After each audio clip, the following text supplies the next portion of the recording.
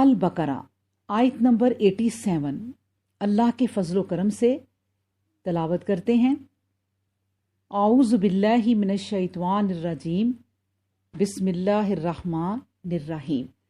وَلَقَدْ آتَيْنَا مُوسَى الْكِتَابَ وَقَفَّيْنَا مِن بَعْدِهِ بِالرُّسُلِ وَآتَيْنَا عِیسَى ابْنَ مَرْیَمَ الْبَیِّنَاتِ وَأَیَّدْنَاهُ بِرُوحِ الْقُدُسِ أَفَكُلَّمَا جَاءَكُمْ رَسُولٌ بِمَا لَا تَهْوَىٰ أَنفُسُكُمُ اسْتَكْبَرْتُمْ فَفَرِيقًا كَذَّبْتُمْ وَفَرِيقًا تَقْتُلُونَ۔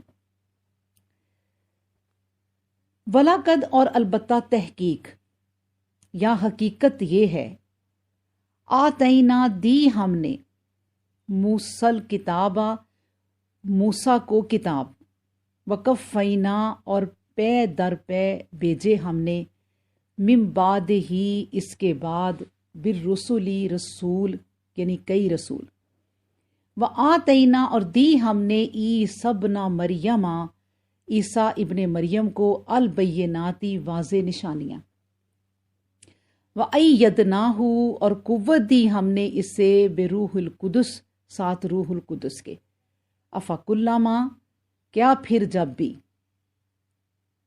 جاءکم آیا تمہارے پاس، رسول کوئی رسول، بما ساتھ اس کے جو لا تہوا نہیں چاہتے تھے تم، انفسکم تمہارے نفس تمہارے دل، استکبرتم تکبر کیا تم نے، ففریقاً تو ایک گروہ کو، کذبتم جھٹلایا تم نے، وفریقاً اور ایک گروہ کو، تقتلون تم قتل کرتے رہے۔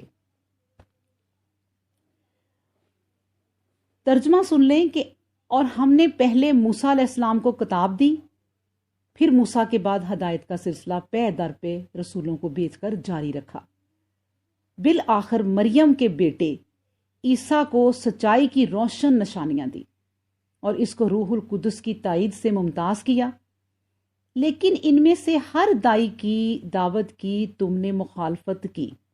کیا تمہارا شیوا ہی یہ ہے کہ جب کبھی اللہ کا کوئی رسول ایسی دعوت لے کر آیا جو تمہاری نفسانی خواہشوں کے خلاف تھی تو تم سرکشی کرتے رہے اور پھر کسی کو جھٹلایا اور کسی کو قتل کر دیا؟ اللہ اکبر۔ آیت جو ہے تھوڑی تفصیل طلب ہے۔ اب دیکھیں موسیٰ علیہ السلام کا ذکر پیچھے گزر چکا ہے، ہم نے ابھی پڑھا تھا۔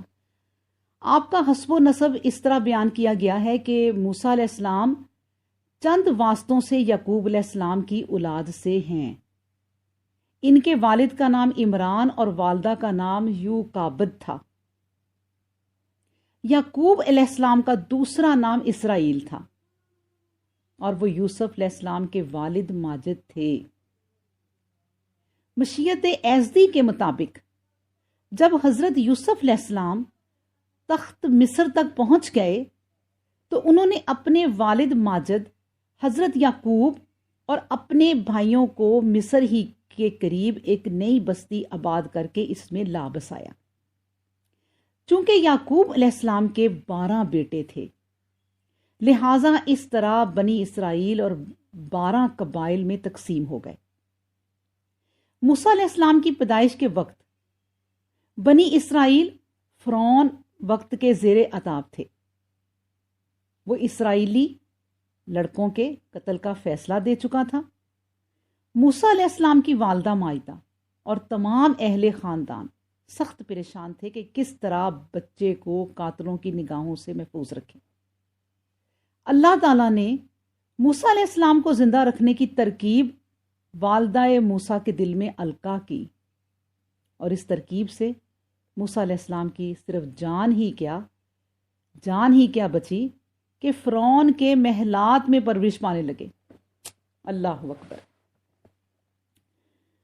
اب دیکھیں بچپن ہی میں آپ کو معلوم ہو گیا تھا کہ میرا تعلق قوم بنی اسرائیل سے ہے اور فرعون گویا میری قوم کے لوگوں پر ظلم و ستم ڈھا رہا ہے۔ آپ کی جوانی کے دنوں ہی میں وہ واقعہ قتل ہوا، اگرچہ آپ کا ارادہ قتل کا نہ تھا، لیکن مشیت ایزدی کا فیصلہ تھا کہ اب موسیٰ کو مصر سے باخیریت نکال کر چلنا ہے، اس لیے قتل موسیٰ کے ہاتھ سے ہوا۔ فرعون کی طرف سے موسیٰ علیہ السلام کو پکڑ کر جیل ڈالنے کا فیصلہ ہو چکا تھا، لیکن موسیٰ علیہ السلام خود ہی مصر چھوڑ گئے۔ چلے چلتے مدین پہنچے یا مدین، وہاں اللہ نے ٹھہرنے کا موقع فراہم کر دیا۔ اس طرح مشیت ایزدی نے ناز و نعمت سے پرورش کروانے کے بعد جوانی کے عالم میں ایک ریوڑ کا چرواہا بنا دیا، اور اس طرح قانون الہی نے ایک ریوڑ کے رائی کو انسانوں، بلکہ یوں کہیں کہ بنی اسرائیل کے گلہ کا رائی بنانے کے لیے تیار کرنا شروع کر دیا۔ نبوت عطا کرنے کا وقت قریب آیا تو اس وقت موسیٰ علیہ السلام عیالدار تھے اور اہل و عیال کو لے کر اپنے وطن مصر کو واپس آ رہے تھے کہ راستہ میں ایک رات آگ دکھا کر اللہ تعالیٰ نے اپنے قریب بلا لیا۔ آگ لینے کی غرض سے آگ کے قریب پہنچے ہی تھے کہ وہی الہی نے اپنی طرف متوجہ کر لیا۔ اس طرح نبوت سے فیض یاب ہوئے اور اپنے وطن مصر پہنچ کر فرعون کو مخاطب کیا۔ اللہ اکبر۔ اب مصر میں اس وقت فرعون کی انا ربکم الاعلی، یعنی میں ہی تمہارا رب ہوں، سب سے اعلیٰ کی صدا بلند تھی۔ آپ نے فرعون کو بتایا کہ تیری یہ صدا جھوٹ ہے، رب تو نہیں بلکہ تیرا رب میرا اور سب کا ایک ہی ہے، اور وہی ہے جس نے مجھے اور تجھے اور سب کو پیدا کیا۔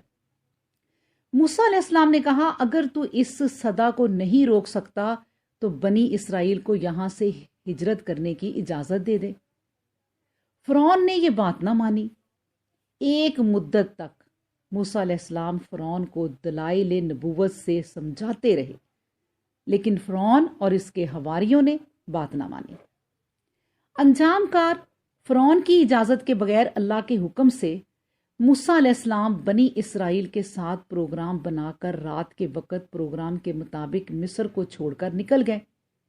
جب فرعون کو معلوم ہوا تو اس نے ایوان و انصار کے ساتھ تعاقب کیا، لیکن موسیٰ علیہ السلام حکم الہی کے مطابق سمندر پار کر گئے اور فرعون اور اس کے ایوان و انصار سب غرق ہو گئے۔ اللہ اکبر۔ موسیٰ علیہ السلام ایک مدت تک قوم کی تربیت کرتے رہے۔ اللہ تعالیٰ نے موسیٰ علیہ السلام کو ہم کلامی کا مرتبہ عطا فرمایا، قوم کو ہدایت و رہنمائی کے لیے کتاب یعنی تورات نازل فرمائی، لیکن قوم ایک مدت تک غلامی میں رہ رہ کر آزاد قوموں کی سی صلاحیت بالکل ضائع کر چکی تھی۔ انہوں نے زبان سے اقرار تو کر لیا، لیکن عملاً موسیٰ علیہ السلام کو پریشان ہی رکھا، ہر بات میں ٹانگ اڑائی، موسیٰ علیہ السلام کی مخالفت میں کوئی کسر اٹھا نہ رکھی۔ موسیٰ علیہ السلام چونکہ اولو العزم پیغمبر تھے، اس لیے ہر قسم کے اظہار ثانی اور مخالفت کے باوجود صبر کے ساتھ ان کی اصلاح میں مشغول رہے۔ تورات اور کتب تاریخ کے مطابق موسیٰ علیہ السلام 120 سال کی عمر گزارنے کے بعد دار فانی سے رخصت ہوئے۔ لکھا ہے کہ حضرت ابراہیم اور موسیٰ علیہ السلام کے درمیان تقریباً 250 سے 400 سال تک عرصہ ہے۔ اللہ اکبر۔ اب دیکھیں کہ موسیٰ علیہ السلام کے بعد بھی انبیاء کرام علیہ السلام کا متواتر اور بکثرت آتے رہنا تاریخ کا ایک مشہور اور مسلم واقعہ ہے۔ حضرت یوشع بن نون، حضرت داؤد، حضرت سلیمان علیہ السلام کے بعد اور عیسیٰ علیہ السلام سے پہلے کے ہیں۔ ان انبیاء کرام کی تذکار اس بات کے شاہد ہیں کہ بنی اسرائیل نے ہر نبی کو ستانے میں کوئی کسر اٹھا نہ رکھی۔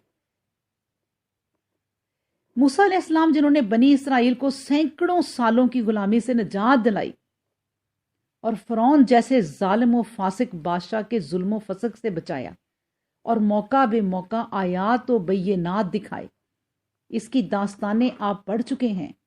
داؤد اور سلیمان علیہ السلام کے ساتھ جو زیادتیاں انہوں نے کی، ان کا تذکرہ بھی جا بجا قرآن میں موجود ہے۔ حضرت زکریا اور حضرت یحییٰ دونوں باپ بیٹے کو جس طریقے سے قتل کیا گیا، اللہ اکبر، ان کی داستانیں آج بھی صفحہ کرتاس میں محفوظ ہیں، جن کو پڑھ کر رونگٹے کھڑے ہو جاتے ہیں۔ اللہ اکبر۔ اب دیکھیں، آپ کی والدہ محترمہ سیدہ مریم اس زمانے کی تمام عورتوں پر فضیلت رکھتی تھی، کیونکہ ذکر آگے جو ہے وہ آتینا عیسی ابن مریم البینات وایدناہ بروح القدس، یہ ہم آیت میں پڑھ رہے ہیں۔ تو میں آپ کو بتا رہی ہوں کہ آپ کی والدہ محترمہ سیدہ مریم اس زمانے کی تمام عورتوں پر فضیلت رکھتی تھی۔ آپ نہایت پاکیزہ اور پاک دامن بی تھی۔ اللہ تعالیٰ نے موسیٰ علیہ السلام کی ماں کی طرح سیدہ مریم کو الہام و القا کی قوت وہبی سے نوازا تھا۔ وہ اپنے خاندان کے مردوں پر بھی فوقیت رکھتی تھی۔ ان پر یہ اللہ تعالیٰ کا خاص انعام تھا۔ مریم بنت عمران بن ماشام قوم بنی اسرائیل کے ایک بڑے معزز خاندان سے تھی۔ اب بات کرتی ہوں آگے جو بینات جو اللہ تبارک و تعالیٰ نے ذکر کیا ہے، البیناتی وایدناہ بروح القدس۔ پہلے بیناتن یعنی صفت ہے، اور جہاں صرف لفظ بیناتن ہے وہاں اس کا موصوف جس کی وہ صفت ہے مقدر ہے۔ بس اللہ تعالیٰ ہی کے کلام پر غور و فکر کو موصوف مقدر کو قرار دینا چاہیے۔ اللہ اکبر۔ اب دیکھیں، قرآن کریم میں رسول ہونے کے دلائل و احکام کو بینات کہا ہے۔ چنانچہ موسیٰ علیہ السلام کے ذکر میں بھی فرمایا کہ وَلَقَدْ جَاءَكُم مُوسَىٰ بِالْبَيِّنَاتِ، اور تمہارے پاس موسیٰ علیہ السلام بھی روشن دلائل لے کر آئے، بلکہ سب رسولوں کو وہ دلائل دے کر بھیجا گیا، جیسے ارشاد ہوا کہ قُلْ قَدْ جَاءَكُمْ رَسُولٌ مِّن قَبْلِي بِالْبَيِّنَاتِ، اے پیغمبر اسلام آپ کہہ دیجئے کہ میرے سے پہلے بھی تمہارے پاس روشن دلائل لے کر رسول آئے۔ عیسیٰ علیہ السلام جو آیات بینات یعنی روشن دلائل لے کر آئے تھے، قرآن کریم میں ان کو کہیں استعارات میں اور کہیں تفسیر سے بیان کیا ہے، اور اس سے مراد وہ دلائل و برہان اور معجزات ہیں جو عیسیٰ علیہ السلام کو دوسرے انبیاء کی طرح عطا کیے گئے تھے۔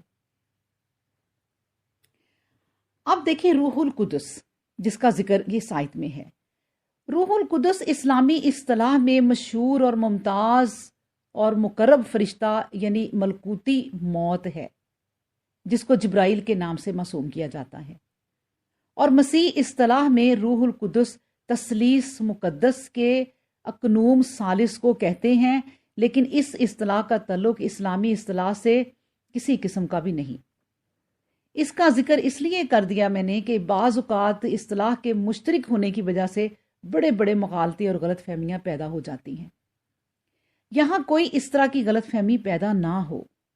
اس سے مفہوم یہ نکلتا ہے کہ مسیح علیہ السلام اپنی بشریت کی بنا پر اعانت خداوندی کے محتاج تھے، اس لیے اللہ نے ان کی روح القدس سے اعانت فرمائی، جیسا کہ وہ اکثر انبیاء کرام علیہم السلام کی فرماتا رہا ہے، اور اب بھی اپنے نیک بندوں کی اعانت فرماتا ہے۔ تعجب ہے کہ جو چیز مسیح علیہ السلام کی عجز اور کمزوری پر دلالت کرتی ہے، اس کو عیسائیوں نے طاقت اور قدرت سمجھ لیا، اور انہوں نے یہ ناکام کوشش کی کہ قرآن کریم میں بھی مسیح کی شخصیت کو ماورائے انسانیت سمجھا گیا ہے، حالانکہ یہ ان کی سمجھ کا نقص ہے۔ قرآن کریم نے مسیح علیہ السلام کی شخصیت کو ایک اللہ کا بندہ اور رسول ہونے سے زیادہ کچھ نہیں سمجھا اور بیان کیا ہے۔ کلام الہی کو بھی روح کہا گیا ہے، وہ اس لیے کہ قرآن کریم ہی وہ کتاب ہے جو لوگوں کو حیات یعنی زندگی بخشتی ہے، بلکہ وہی حقیقی زندگی کا سرچشمہ ہے، کیونکہ اس سے کفر کو موت آتی ہے اور اسلام کو زندگی ملتی ہے۔ قرآن کریم میں صحابہ اکرام رضوان اللہ علیہ اجمعین کے متعلق فرمایا گیا وَأَيَّدَّهُمْ بِرُوحٍ مِّنْهُ کہ اللہ نے اپنی روح کے ساتھ ان کی تائید فرمائی، یعنی ان کو تقویت دے کر ان کی کمزوری دور کر دی۔ اس کی مثال میں آپ کو حدیث سے ثابت کرتی ہوں۔ حدیث میں آتا ہے کہ رسول اللہ صلی اللہ علیہ وآلہ وسلم نے حضرت حسان بن ثابت رضی اللہ عنہ کے لیے ایک خاص موقع پر روح القدس کے مدد کرنے کی دعا فرمائی۔ ایک دفعہ حضرت حسان نے ابو ہریرہ رضی اللہ عنہ کو مخاطب کر کے فرمایا کہ اے ابو ہریرہ، کیا تم نے رسول اللہ صلی اللہ علیہ وسلم کو یہ فرماتے نہیں سنا کہ حسان تو مشرکوں کو اشعار کا جواب دے؟ اے اللہ، تو حسان کی تائید روح القدس سے فرما۔